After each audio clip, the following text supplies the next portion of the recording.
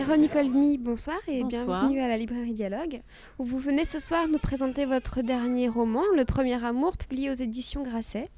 Alors, dites-nous, comment êtes-vous passé de la comédie à l'écriture de pièces de théâtre et enfin à l'écriture de romans ? La comédie, de jouer la comédie, pardon. J'ai commencé, j'étais toute jeune comédienne, je commençais à écrire pour moi. Et puis, comme ça fonctionnait, je veux dire, l'écriture a été reconnue assez vite. J'ai été amenée finalement à écrire pour les autres. Et comme ça s'est joué dans des très bonnes conditions, avec des bons acteurs, des bons metteurs en scène, ça poussait à continuer. Et puis, les éditions Actes Sud m'ont demandé d'écrire un roman, parce qu'à cette époque-là, j'éditais mon théâtre chez Actes Sud Papier. Et ils m'ont dit qu'ils aimeraient que j'écrive un roman. Donc, j'ai écrit Bord de mer. Et puis, Bord de mer a été très, très bien accueilli. Et donc, après, j'alterne les romans, les pièces, ces dernières années, plus les romans. Alors, est-ce difficile de se débarrasser des contraintes des pièces de théâtre pour arriver à une forme un peu plus libre, peut-être, qu'est le roman ? Je ne sais pas si le roman est plus libre, mais de toute façon, pour moi, un sujet n'est jamais interchangeable. Quand j'ai un sujet, je ne me dis pas « Ah, est-ce que c'est une pièce de théâtre ou un roman ?» C'est-à-dire, c'est mon désir d'abord d'aller vers un genre ou vers l'autre qui impose le sujet. Si j'ai envie d'écrire une pièce de théâtre, je réfléchis, quel contexte, qu'est-ce que je voudrais sur scène, combien d'acteurs, mais quel âge ils auraient, mais quel ton la pièce prendrait, voilà. Et pour le roman, c'est une toute autre démarche. Donc, c'est comme une respiration, en fait, parce que la pièce de théâtre, elle va être proposée. C'est une sorte d'expiration, alors que le roman est vraiment une inspiration. C'est très profond, c'est très solitaire, c'est un vrai tunnel, ça dure très longtemps, c'est une introspection.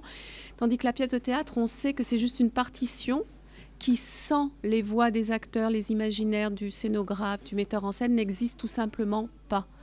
Donc, c'est vraiment très, très, très, très différent comme mode d'écriture.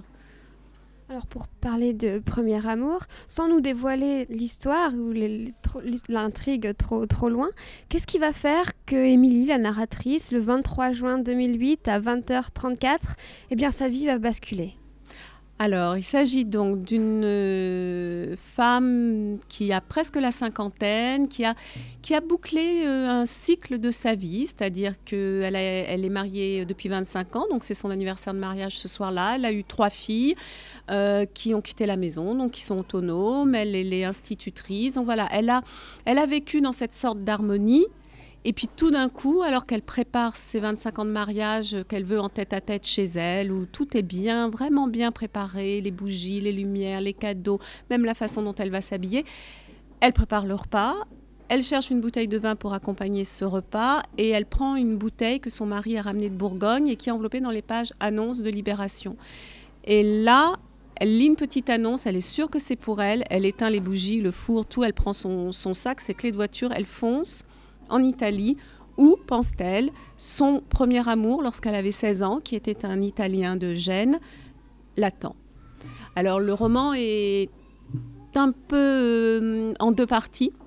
La première partie, c'est ce road movie, parce qu'elle ne prend pas l'avion, elle ne prend pas le train. Au début, elle ne prend pas l'autoroute, elle prend le temps de se délester un peu de toutes ces peaux de mère, de femme, d'institutrice, de fille, de sœur, et de repenser à ce que fut son enfance, son adolescence, cette rencontre avec ce Dario. Elle va rencontrer des gens, elle va être comme un peu plus ouverte au monde, un peu plus attentive à elle-même et aux autres. Et puis tout d'un coup, elle va prendre l'autoroute, arriver en Italie. Là, c'est la deuxième partie du roman où elle retrouve ce Dario qui a le même âge qu'elle, c'est-à-dire, lui, il a 50 ans.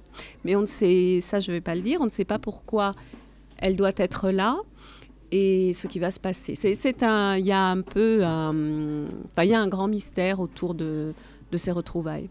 Alors en fait, on assiste à un voyage, enfin à ce départ, et le prémisse c'est un voyage dans l'espace, bien sûr, puisqu'elle va jusqu'à Gênes, mais également dans le temps.